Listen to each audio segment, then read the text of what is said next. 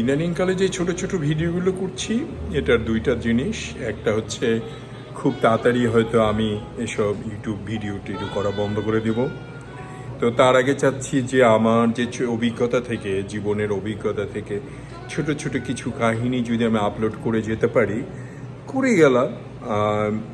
আমার গলা আমার অত ভালো লাগে না, আমার অত শুনতে ইচ্ছে করে না, কিন্তু আপনাদের মধ্যে থাকে যারা আমাকে পছন্দ করেন, আমার কবিতা পছন্দ করেন, তাদের বলবো যে আমার গল্পগুলো বেশি বেশি করে দেখবেন, তাহলে একটু ভালো হবে আমার জন্য। কি ভালো আমি জানি না, কিন্তু হবে।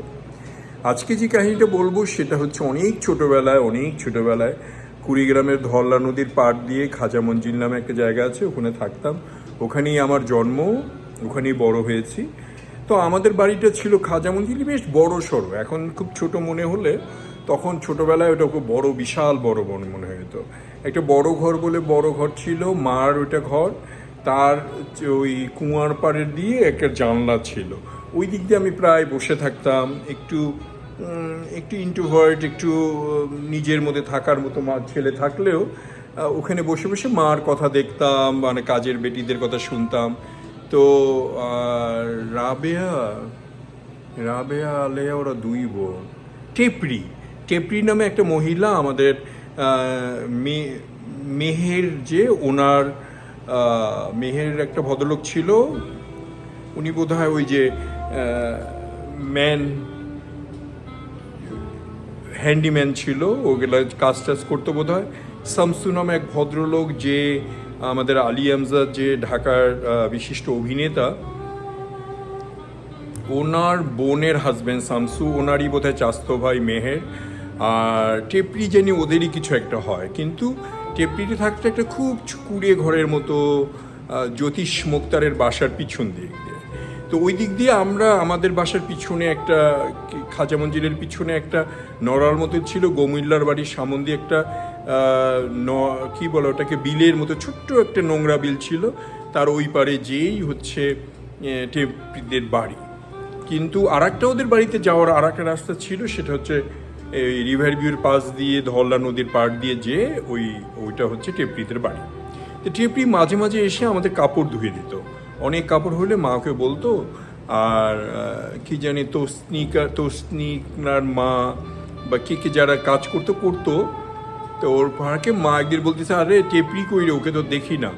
তখন একজন তোসকিনার মা বা কেউ একজন ভদ্র মহিলা, আর একটা মহিলা ছিল পা খোড়ায় হাঁটতো, ওনার নামটা আমি ভুলে গেছি। ওনারাও এখানে আত্মীয়। তো টেপরির তারপরে মা ওদের সাথে গল্প করতেছে যে টেপরি অসুস্থ, ওর পায়ে পানি হইছে, পা অনেক ফুলে গেছে, আর বেশি দিন বাঁচবে না, ও মরে যাবে। তো টেপরি একটু সুন্দর টাইপের ছিল, আর আমার সাথে একটু কথা ছিল, ছোট সাহেব বলতো।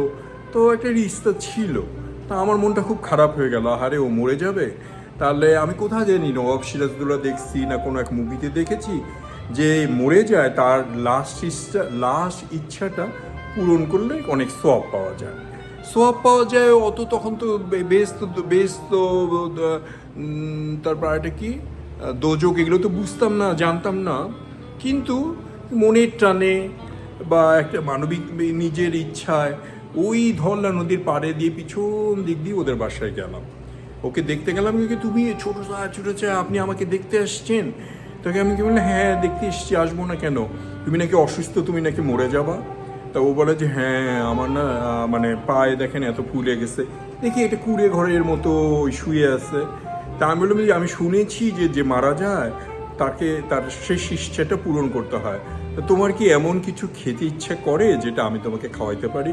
তা বলে যে ছোট সাহেব, আপনি যদি পারেন আমাকে আঙ্গুর আর আপেল খাওয়াবেন। আমাকে ঠিক আছে। বাসায় গেলাম, খুঁটি ভাঙলাম, মাটির খুঁটি ওইটা ভাঙলাম, ভেঙে ওখান থেকে অনেকগুলো পয়সা নিলাম, মার কাছে আরও 10 টাকা নিলাম, নিয়ে বাজারে গেলাম। বাজারে বিজলি স্টোরের সামনে ওইখানে ফল বিক্রি করতো, ওখানে ইয়ের মধ্যে বসে থাকে। তা আমি বললাম যে তুমি আমাকে একটু আপেল আর আঙ্গুর দিবা। তা বলে যে অস্ট্রেলিয়ান আপেল নেবেন না বাংলাদেশি আপেল নেবেন না কি জানি একটা আফগানি আপেল। তা আমি তো আর জানি না অস্ট্রেলিয়ান আপেল কি এরিয়া, তুমি আমার এই কয়টা টাকা আছে এর মধ্যে জয়টা হয়, তুমি তজা দাও। আপনার এত কম পয়সা আমি কি দিব আপনাকে? তারপর আমাকে তোমার জয়টা হয় আমাকে দাও না প্লিজ। তারপরে ওই ভদ্রলোক আবার আমাকে একটু দিল কাগজে মোড়ায় টোড়ায়। তারপরে আমি ওইটা নিয়ে আবার টেপটির ওখানে গেলাম, যে ওকে খাইতে দিলাম, সে খাইলো। তারপরে আমি কবে চলে আসছি, বড় হয়ে গেছি। তারপরে আপনার ঢাকার কটখট্টা জীবন, ওদিকে সৌদি আরব, এমনকি আমেরিকা, বছরের পর বছর গেছে। 2007-এ যখন বাংলাদেশে অনেক পরে গেলাম, আমেরিকা থেকে গেলাম, তখন ওই টেপরির নাতি আপাকে দেখতে এসেছিল, যে আপনার কথা ছোটোবেলায় খুব শুনতাম, যে ওই বাড়িতে একটা মানুষ আছে যে বড় হলে অনেক মানুষ হবে। মানুষ হইতে পারছি কি না জানি না, ভালো মানুষ হিসেবে হতে পেরেছি না, কিন্তু এই কাহিনীটা আমার আরও বেশি ভালো লাগছে যখন আমি 2007-এ টেপরির নাতনি আমাকে বলেছে। তো আপনারাও শুনলেন, ভালো লাগলে লাগতে পারে, না ভালো লাগলে কিচ্ছু করার নাই। পরের ভিডিওটা আবার দেখবেন। খাজা মুর্তুজ ফ্রম ক্যালিফোর্নিয়া।